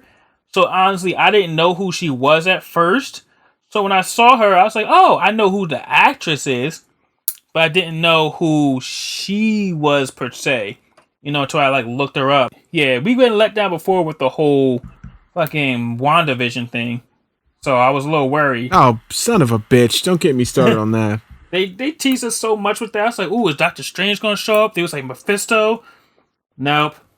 Lies, David. Lies. No one showed up. Another Vision showed up. Like, motherfucker. Boo. Tomato. The cameo I thought it was going to be, and especially because they showed his picture throughout, and especially with the blood on the shield, I was waiting for the Steve Rogers cameo.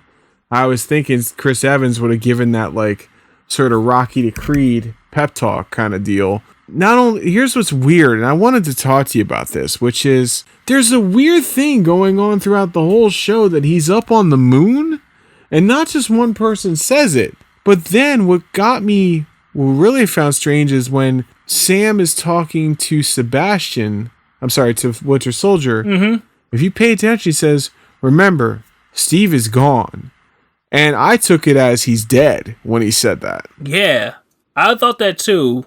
I guess the thing is like, what are they telling the public, and what do the heroes know? Do the heroes know he's like retired, but does everyone else think he died? Like, because Iron Man died, so do they think he died that same fight? I don't know. Yeah, I don't know, because that's right. Duh. Oh my god, I just realized that, idiot John. He obviously went back in time in Endgame and didn't come back, but yet he's sitting on the bench. Which again totally negates their stupid time travel rules. But and how did he have the shield? But whatever. He went back in time. I don't know how he'd have the shield with him, but whatever. My whole point is they don't know that has he stepped into action ever? This is why I was hoping for like a Captain America sort of in between. Like, did he really just sit on the sidelines and let all hell break loose, or did he step in quietly like behind the scenes? We don't know. And that's what I realized, like, okay, they don't know that this is what's so confusing about the time travel thing now is, are they talking about, like, the Steve who battled in Endgame and then vanished, like, and went back in time? Are they trying to say he's on the moon? Or are they talking about the Steve Rogers who's old? I don't understand. That's where I'm a little confused. Like, his Captain America, it's so confusing. Yeah, I don't know. But, I mean, I would love for Chris Evans to make a cameo, maybe down the line, maybe somewhere. Well, he's going to have to. I mean, they're going to have to do something, because right after the finale of this show dropped, it was announced that the showrunner of Falcon and Winter Soldier, Malcolm Spellman, is developing Captain America 4, which he will co-write with Dylan Mousson, one of his fellow writers on the Disney Plus series. So, Captain America 4 is coming. Obviously, Sam is going to be Captain America. I get that. But do you put this on the big screen without any mention or any cameo of Chris Evans? I mean, I feel like they can. You don't need... It's like, I feel like it's cool. I feel like it's two ways you can approach this. You can let what they did stay in the past, per se. Like, you don't have to bring back Steve Rogers. And let him have his own story. Falcon, or Captain America, technically now, Sam Wilson, have his own story. So it's like two ways you can approach it. It's like, I feel like what they've been doing now is like, if they don't have him come, maybe have him come in like a particular, maybe in the fifth Captain America movie or something like that. But right now, they don't really need him to come back. I mean, you know what I mean? It's like I don't know if they should or not. But I mean, I would love for them maybe just, you don't have to. But I mean, like, it would be great for him to pop up, like you said, give him some wise, sage advice. Right. What I would love to see him say is, I just want you to know that I know you resisted at first, but now you know why I chose you. You are the best man for the job. You're the only person I wanted, and you're proving that you've exceeded my expectations, and I think you've probably even surprised yourself, or something poetic like that, which just sort of validates that, yes, you are the man for the job. I'm so happy you're doing it. You're, as you saw when the wrong guy got the shield, like, make it seem like Steve knows what's going on. He's not stupid, and sort of throw that little nod to John Walker. And I think that would be a very beautiful, he doesn't have to be in the whole movie, but just a little moment would be nice. That's all we asked for. And real quick, before we move on, I have a question for you. How the hell did John Walker build his own shield? I think he just built it out of metals and scraps. Okay, but how does he have the skill to do that so perfectly? Oh yeah, it looked really good. I mean, he probably just welded together. It probably wasn't that hard, but you can tell it was not the same. It was a really good job. But it was not to say because those punches and kicks was putting real dents in there, and it was like, was there ever any mention of him being a craftsman to where he can do iron work? I don't know. These people nowadays have such, unique skills. Kind of like a street racer that turns into a spy. I knew this was coming. I knew it was coming. You didn't think it was going to slip by me, did you? No, not at all. Not at all. But look, all in all, this was a phenomenal show. I think we could both agree on that, right? Mm-hmm. Marvel is just killing it, and this is not really television. This is Marvel movies that are made for TV. It's the exact same quality. Kevin Feige, his quality's all over it. His stamp of approval is definitely there. And very much looking forward to Loki. And after that, I believe is going to be Hawkeye. His series is coming. And I'm just curious, do you think... I know WandaVision's pretty much a one and done. I don't think you could really do... I mean, nothing's impossible, but I don't think it lends itself to a second season because she's not really going to do that again. Yeah, I feel like certain shows, yeah, like WandaVision, like you said, one and done. Plus, I mean, how could you do another WandaVision unless that vision comes back for... I feel like they could do another season, but I feel like it's unlikely. Do you think this, though? This, I feel, Falcon and Winter Soldier... which I guess would have to be Captain America and the Winter Soldier, which I'm fine with. I feel this has the potential to have seasons. I mean, I think they're going to continue on the big screen. He's Captain America now, but do you think we'll get another season of this, or it'll just continue on the big screen? I don't know. I would love to. I feel like they can do another season of these two, but the same thing is like just put it in a movie. If they're going to do a movie, you can just do it in a movie form, and just have Bucky just still be, in a sense, his sidekick. And that's so good. That's so brilliant, because then what you do by having him there, then you have the super soldier, right? It's like Captain America is now split into two people. Bucky has his skills and Sam has his heart. So them put together makes this team, which is like unstoppable. Because if someone is too powerful or too strong, that's when Bucky comes in and lays the smackdown. But Sam held his own, especially with that Wakanda suit. But I'm very curious, like you said, just find out what exactly the deal is with that suit. Is it fireproof? Is it bulletproof? Because always remember, you got to watch out though. His head's totally exposed. So if there's gunfire, I don't know what you're going to do there. That's the thing. Like you said, it's like, what are you going to do? My thing is, if the Wakandans can make the metal arm out of vibranium, you can make the Black Panther, so you can make all these things impervious to bullets. Why not just do it for Sam's suit? So when he gets shot in the chest, it just bounce the fuck off. He's like, what the fuck you doing?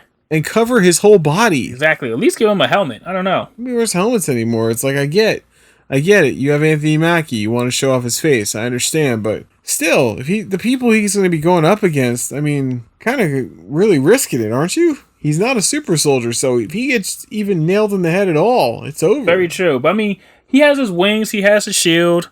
I mean, what can go wrong, John? Don't say those words, David. But whatever comes next, Captain America 4, Loki, come on. We're in, and we know so are you. We're all in, right? Oh, yeah. I cannot wait for Loki. That Loki just looks really good. The other thing is that supposedly in that show there's going to be a thing about him fixing timelines. But I'm like, you can't, because you said, again, once you fix this timeline, another timeline starts, and you can't fix that timeline because it's already existing, and my head hurts. Yeah, it's like, don't, because the way their timeline is not, it's not like Back to the Future timeline. It's like, what do you do in the past doesn't affect the future. It just changes. It doesn't. Then what the hell is the point of time if time does not? My head hurts. Sean. See, hurts. Not just me. It's bullshit. If you have Disney Plus, and if you haven't seen it, check out The Falcon and the Winter Soldier. Check out WandaVision, and definitely when it comes out in June, check Loki out. And moving on, there is a trailer that dropped. It is a musical. Remember those? Remember those things that used to occupy Hollywood at one point? They were the Marvel movies at one point. And back in the day, they took over everything. Almost every movie was a musical. It's hard to believe now because they don't exist much anymore, but it was the case. I bet you they get Oscars and Academy Awards and such for Best Picture. They did, and I'm telling you right now, I just saw this teaser, and I'm going to put the money, record me right now. I'm sending in my bet in right now. Steven Spielberg is going to win Best Director, and this is probably going to win probably be nominated for Best Picture for sure. That West Side Story trailer is dropped. This is the remake of the classic musical. It is directed by Steven Spielberg. This has been very highly anticipated. It's the first musical he has ever directed. There's been talks of this for a while. The teaser dropped. What'd you think? I wish I actually had some songs or something. Cause it was literally a teaser. Like I did not know what the hell. It's like it didn't give me any really dialogue or anything like that. It's just kind of just like a showcase. Like, here we are. Look at the set design. Look how beautiful it looks. It looks gorgeous. I know you want to see it. It didn't really give me too much. But that's what it's supposed to do. See, we're so used to trailers just being too much now, to where a teaser trailer, it did exactly what it's supposed to do. It teased you. It definitely, I feel, from the shots they showed, where it's like, yep, there's Steven Spielberg. That is a real director. You see how, like, the shots that were chosen and everything, whereas most directors would have shot even them coming together a certain way, he chooses these cool angles, he uses shadows. You get a little taste of the songs, just a little bit of the "There's a Place for Us," all that, and you have a little shot of Rita Moreno. She's from the original. She's in there from the original film in the 50s. And what's so great about this is now, in a way, it's sort of definitely more appropriate, because back then you had a lot of white people in brownface, and even the lead, Natalie Wood, who is playing a Hispanic girl, she didn't even do her own singing. They had a ghost singer. So now it's nice to see you have a woman who fits the part, who is doing her own singing. Oh, yes. They definitely shot this in New York. I remember walking down. It was in Harlem, I believe. And I remember seeing lights and street lights and set and all this stuff, and like the street being closed down. And I remember someone saying, yes, Steven Spielberg is filming West Side Story. I was like, oh, he's filming it right now out here. So you actually got to see, like, it being filmed? No, I didn't see it getting filmed because the street was closed. But I was able to at least, like, someone told me, and I saw, like, you know, the crane and everything. I was like, this is amazing. I was like, I'm so close to Uncle Steve. I'm so close. Uncle Steve. They definitely shot on location in Paterson, New Jersey, and in New York. And it shows, and it's, again, so refreshing to see, because now the majority of movies are green screen. That's another thing that kind of pissed me off about Mortal Kombat. I just felt there was a lot of green screen in there, and that's what kind of made it feel a little smaller, like, in a way. It kind of takes away, I think, there's nothing that beats a real location. Nothing at all. Yeah, you're right. It just, and you can tell, especially when the CGI is not even done well, it just stands out. Right. And this is very interesting that this has happened. I find it very interesting that of all the things Steven Spielberg could do, because at this point, he can do whatever he wants. He doesn't even have to make films anymore. He's rich beyond comprehension. He's done it all film-wise. He's got Oscars. I mean, he doesn't have to do this, but he chose this. And that's what's interesting to me. And I feel already that I could see his passion is there for this. And it's nice to see some variety on the big screen. I wish there was more. You know, I feel that, again, I know a lot of it has to do with China funding films now, and how you have to be able to perform overseas, so the smaller movie suffers. When you go back to even the 80s and 90s, and you see what movies were put in theaters, comedies of all types, like smaller comedies, horror movies of all types were put in theaters, action movies. You know, there was a real variety, even westerns. Remember those? Yeah, they were they were also put in. Now it just feels like that variety is kind of dying out, and we are getting, and don't get me wrong, I'm not complaining as a superhero and comic book fan. We have no right to complain, because, man, this is the golden age. But other than a lot of films that seem like they are spectacles now, and even in this case, the musicals, they don't get made as much anymore. And it's very hard to get them funded, I think harder than ever. And I think there was a time when it was the reverse, where you couldn't get comic book movies made, really, especially Marvel. It was a time that was very tough to do. And now in other movies, like, you know, you look at even the 90s, the Thriller, you know, like the Thriller film that dominated the box office at one point. They made these adult thrillers that were all over the place and being made, and you had like the Jack Ryan movies and all these things that aren't made anymore. And it's a shame that variety I mean, yes, you find it now. It seems to it's going to streaming, and definitely a lot of streaming series are kind of using that as sort of a way to sneak in those genres, and you definitely find it there. It's just to really see it on the big screen is very rare. So and the only way you're going to get a musical made now is if someone like Steven Spielberg does it. Well, what's the guy, Lin-Manuel from Hamilton fame is doing one in the Heights. So I guess it depends on who. But when you have someone like Steven Spielberg. Oh, good call. Yes, you want to talk about that? That trailer dropped. I was like, you could definitely talk about that. Because when I originally saw it, I was like, is this the West Side Story that we was hearing about? And then I saw it's just a different musical that just takes place in Harlem or Washington Heights, which is a little bit higher up past Harlem and Manhattan. But I mean, that looked amazing. I was excited for that. I'm not really a big musical type of guy. I'll watch a movie and if it has a singing number, cool. But if it's like designed as a musical, I'm not really a big fan. I'm not gonna really watch it. It's not like, hey, I want to watch this. I'm just like, For myself, there are some. It's very hit or miss with me. It's not a genre that I seek out, but I kind of force myself. I've been trying more and more to kind of go back to older movies, to sort of for a filmmaking education, especially, but also to kind of to see. I get curious, like noir. I got very into noir at one point and fell in love with that. And I did watch a couple musicals, but one that I really enjoyed was Singing in the Rain, especially with a lot of the dance choreography. I definitely noticed that Jackie Chan definitely stole from that a little bit, especially at one point where someone runs up a wall and flips around. And there was a lot of good stuff in there that I really enjoyed. Grease, I feel, is a rewatchable musical. My wife loves it, and I find myself too when it's on. I just watch it because it's a very approachable musical. Doesn't take itself seriously. It's funny, it's very entertaining. It's, I think, one of the most accessible musicals. Some of them though can get very serious, like the Les Miserables. Oh my god, I mean, brilliant performance all around, especially Hugh Jackman, but I can't do it. I just can't. Yeah, it's just not my tea. It's not my cup of tea. But then you see something like Dreamgirls was fantastic. That was very well done, and it can work. And I especially like, one of my all-time favorites is The Blues Brothers. I can watch that over and over again, and it is a musical. Sometimes it's not seen that way, but it is. But yeah, like you, I'm not really a musical guy, but I can appreciate them. I'm definitely going to check this out. I did enjoy West Side Story. That's a classic for sure. And I'm in. It's Spielberg, so I'm not going to watch, you know what I mean? Yeah, we're going to watch Uncle Steve. The only reason why you should acknowledge us. We're coming to see your movie, Steve. We can see it at your house, Fucked up. Yeah, we're coming to the screening. Like, let us in.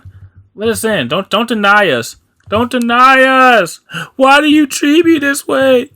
What did I do, Steve? I loved you. I did everything you wanted.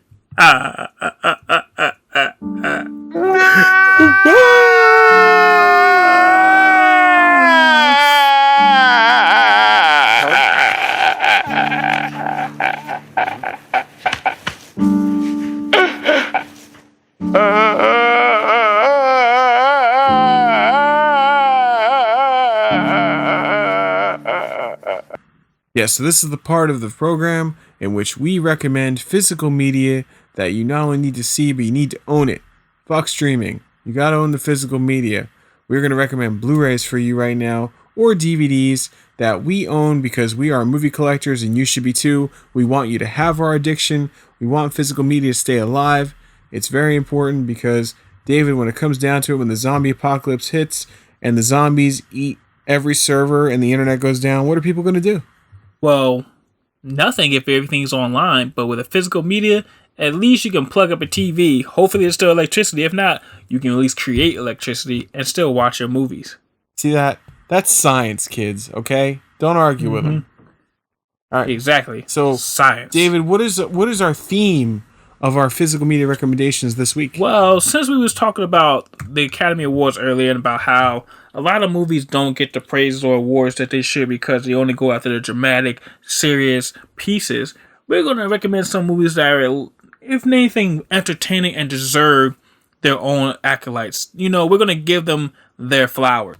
All right. Well, my physical media is we're gonna go with the good one movie I like, the sequel to The Shining, Stephen King's Doctor Sleep. Ooh, great choice. Great choice. Kind of came and went, you know. I don't think it gets the love it deserves at all. Exactly, and it was a really good movie. It's like honestly, you can watch this movie without watching The Shining in a sense and still be entertained. But if you have seen The Shining, for completely not using footage of Jack Nicholson or any footage from the original, even when they show flashbacks to the hotel, it's completely shot by that director. And it's so well done. It's so seamless. And considering this is a, 40-year gap pretty much between them? It's a long gap, John. It's but incredible. At the same time, you know how some movies where they wait a long time to give you a sequel and it just doesn't work? It works for this one. It works for this. Like, you almost, like I said, it can stand alone on its own as a movie. And it's just a great story. It continues The Shining. Like I said, it stands on its own. It doesn't lean too heavy that it has to reference everything about The Shining or everything that happened about The Shining. You know how some movies and sequels, they gotta keep referencing back to the original, keep referencing back. No, it has its own mythology, its own story arc, its own. It just happens to just take place after The Shining. The main character, Ewan McGregor's character, is it Danny, right? Yep, Danny Torrance. Who was a kid. Yep. Danny Torrance, who was the kid in the first one, is now a full adult. You know, he's dealing with, these psychic abilities. He drinks. He's just been coasting through life. And there's these other group of people who feed off, they call it the light, the shining, whatever. They feed off these people that who have these special abilities that allow them to live long lives. When I mean long lives, one of these guys was like an emperor of Rome or lived when, in the gladiator ages. He probably even saw Jesus on the cross. Yep. That's how old some of these people are. It's crazy. And they end up finding this girl who was like, they call it the whale because that's how powerful her psychic ability is. Mind you, she's a girl. She's like, 10 years old? Mm-hmm. And somehow within all this, Danny Torrance is tasked with helping protect her from these people.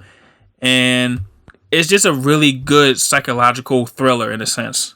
It's a lot of cat and mouse game. The graphics are great. The special effects are great. The story is amazing.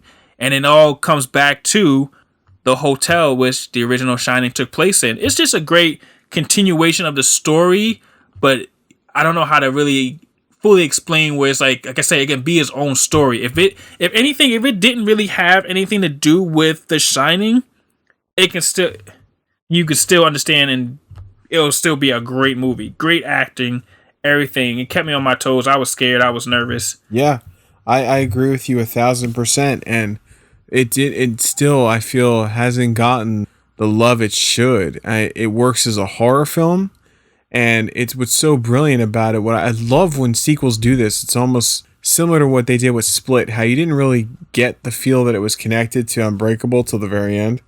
This is very similar in that, yes, it's pretty much established this is Danny, but there's really, he's living a new life.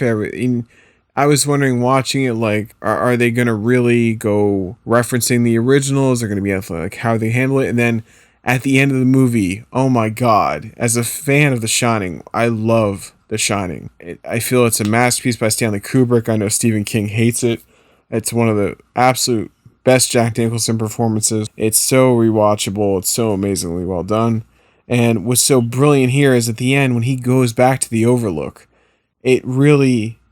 Oh my God, if you're a fan of the original, it serves it up beautifully, but again, without using any of the original cast, and yet it still feels organic.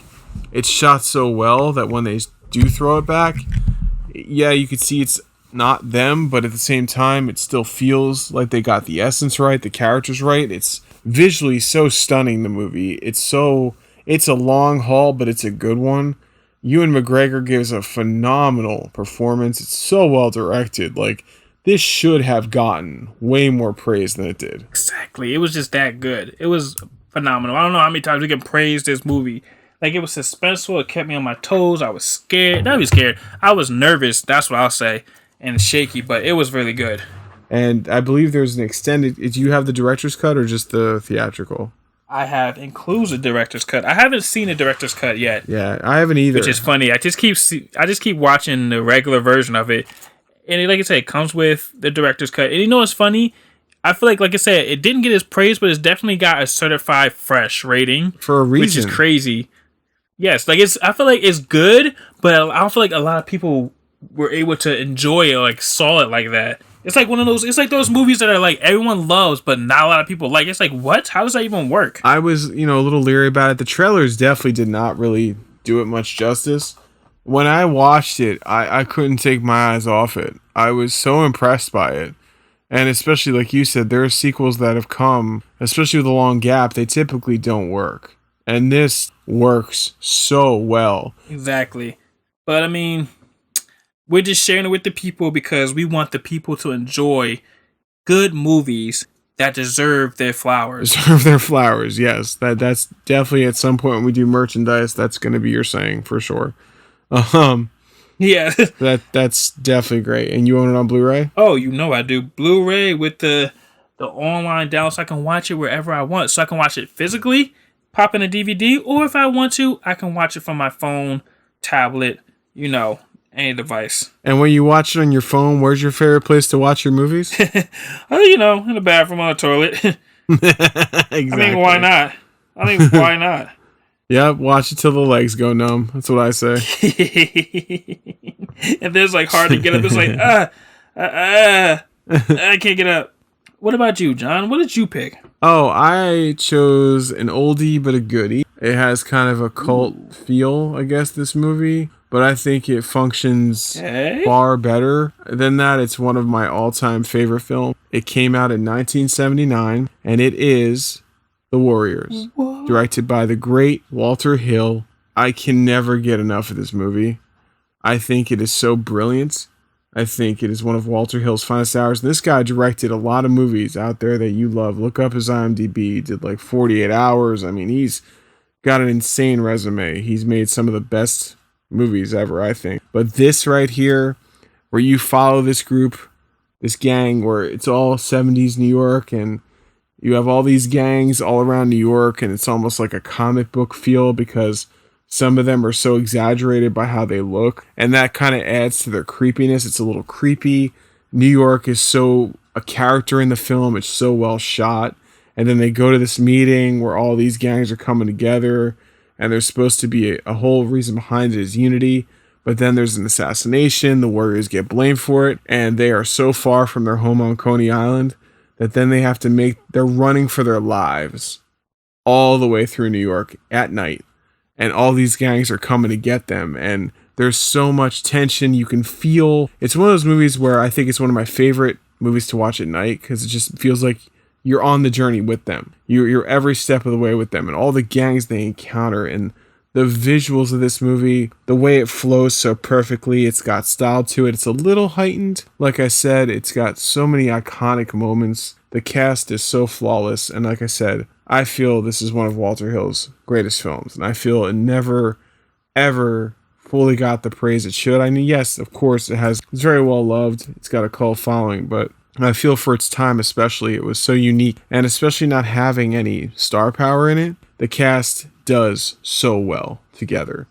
And it's just one of those movies that I've watched so many times, I never get tired of it, and it's stylistically so cool. It's got such a cool soundtrack. It just feels like New York. It's such a film. It feels like a film. It doesn't feel like a movie. And I feel that it's one of those films, especially in the 70s, because so many amazing films came out of the 70s. This is one that I kind of feel got overshadowed, and it shouldn't. Yeah. Because it should have definitely gotten some kind of praise, some type of award, I feel. And exactly. And the thing that's crazy is, I feel like you said, it's a cult film. People love this movie. So it's kind of crazy when it's not getting the wide view praise that it should have. So it's then it also makes you wonder. It's like, what is more powerful, widespread love, or the core fan cult base that truly love the movie? Yes, but I mean, it's still the Warriors. I feel like it has that deep impact. Like, Warriors, clank clank, come out and play. me. Yeah. And I'm also thinking, where did you say they gotta go all the way back to Coney Island? Where did they start their journey off at again? So they have to make an urban journey of 30 miles from the north end of the Bronx to their home turf in Coney Island in southern Brooklyn. Jesus. That is fucking far. And that's what's so great. And it's not, there's literally no, they don't have an easy time at all. And the fun is like all of these gangs they run into, all these other people they run into. There's like the cool DJ that's like talking on the radio, sort of talking, telling them what's going on. Like, it's really an incredible film. And it's a great New York film and a great 70s film too. And it's just all around. It's one of those films that when I watch it, that's why I like to watch it at night. I like to just get totally into it and just get lost in it. And every single time it sucks me in, no matter how many times I've watched it, ever, it sucks me in. I go in that journey with them, and it stays with me after I watch it every single time. You know what? That's a good thing. Especially when you love a movie that much, you can watch it every time and it sucks you in like it's the first time you saw it. That's our recommendations. I actually have the steelbook of it. Beautiful. I found it in FYE. And it was only like $10. It has the director's cut and the theatrical cut. There is an introduction by director Walter Hill, 4 featurettes, including The Beginning, Battleground, The Way Home, The Phenomenon. You also get the theatrical version of the film. And it's great. You know, when we went to New York Comic Con, the last time we went, 2 years ago now it's coming to. Ooh. But when we went, and I walked by that table and I just happened to see, I didn't know they were going to be there, and I already spent my limit and money on merch. I saw 2 of the cast members were there, and I was so mad because I love the fucking Warriors so much. Yes, I got a picture of them standing there, but god damn it, I wish I knew they were going to be there. I would have gotten my copy signed. That would have been great if you could. Damn. There's always these moments where it's like, damn, why didn't I bring this with me? Why didn't I? It's like, shit. Well, you and I both know, that the big flaw of New York Comic Con is everything's a fucking secret until the last minute. And even when you get there, there's still stuff going on where it's like, excuse me, that was nowhere on the website. Yeah, it's like, oh, guess what, guys? Henry Cavill just showed up at the last minute. And we're like, wait. We just found out that he was shooting a movie for Spider-Man or whatever movie he was shooting right now. He had a break, so he just stopped by. But that they were shooting in Australia. Yeah. They had a day break, so he wanted to stop by. Are you fucking kidding me? Well, that's like when we were there the last time, how we found out afterwards that Margot Robbie and the cast of Birds of Prey showed up and did a surprise signing, and we didn't know. How about when we walked up to that t-shirt stand and there's Joe Manganiello sitting there selling this dude's t-shirts with him? Like, where the hell did you come from? Like, that's the only thing about that show that drives me nuts is they don't tell you everything that's going to be there. I mean, I get sometimes you want to surprise the fans, but I mean, come on. And you know what? And with that, come on back, everyone. We hope you enjoyed this 7th episode of the Video Store Bad Boys podcast. Please like and subscribe. Check us out on Instagram, on Twitter. Tell your friends. Spread the word. And I would like to say something very briefly to you, David, if I may. Oh, sure. Go ahead, John. My partner and best friend here, David Coy, is relocating to Los Angeles. He is going to be pursuing photography full time. We are still doing this podcast. We're just going to have 2 video stores eventually. My goal is to meet this guy out there. I used to live in LA, so now you're going. And I just want to say that I've known David for 6 years. We worked together in the same job. And I watched David working long shifts, go to these photography gigs on his own, nobody helping him, always putting the work in, editing the photos, going to New York, coming back to New Jersey, all by himself. Nobody helping him, nobody showing him the way. Never once complaining, never once bitching about it, never making excuses, always making it happen. And all that hard work has paid off. And he is moving on, which is proof that there are 2 types of men in this world. There are the weak that make excuses and blame others, and there are the strong that make their dreams come true, fight through all they got to fight through, make no excuses about it, and that is real strength. And you, David, have real strength. I'm so proud of you. I wish you nothing but the best. I know you're going to do well. And everyone out there, be inspired by this man like I am. When you have inspired me greatly. Your bravery in pursuing your dream and going for what you want. And like I said, putting all that work in. And I've seen you balance it while balancing making time to hang with me, being an amazing uncle to your nephew, being an amazing brother, being an amazing son. and you never once, I've never seen you once lose your temper about it, never seen you take your anger out on anybody. You always remain humble, always remain focused, and you've always been a winner, and you're going to continue to be a winner. And I just want to wish you luck. Thank you, John. I really appreciate it. Yeah, it's another chapter in my life. It doesn't mean we're stopping what we're doing, because we're gonna keep doing this show, baby. Oh yeah, we are having a fucking ball, if you guys cannot tell. Yes, and this is gonna grow. It's gonna expand. That's the goal. Eventually, it's gonna become visual. We are gonna be in the same location. We're gonna get there, but we need your help, please. Just throwing it out there. Another thing about this man: visit farfromcoy.com. You will find no better photographer in this world. He is so talented. His work ethic is second to none. And as you could tell by this, he's just a very pleasant guy to be around that everybody loves. Yes, thank you. You're welcome. And with that, we're wrapping up here again. Please come back next week for a whole bunch of more fun, silliness. Please spread the word. And lastly, one final thing, David, to you. Yes, Jonathan. Before you go, in terms of coming from New Jersey, when you first get to LA, I just want to know, are you going to look around, and maybe when you do, you could find out what killed the dinosaurs? The